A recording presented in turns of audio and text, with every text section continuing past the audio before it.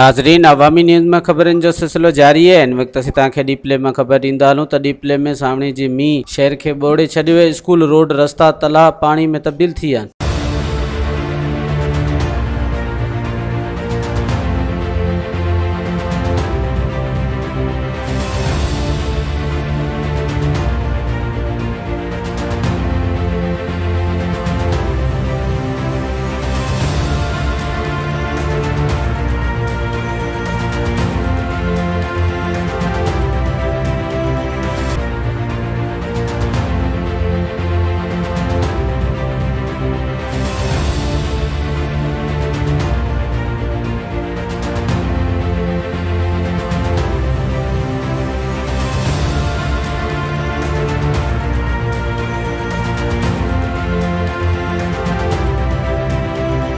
मज़ीद खबरों और तफसीलात के लिए विजिट करें हमारी वेबसाइट www.awamiNewsHD.com।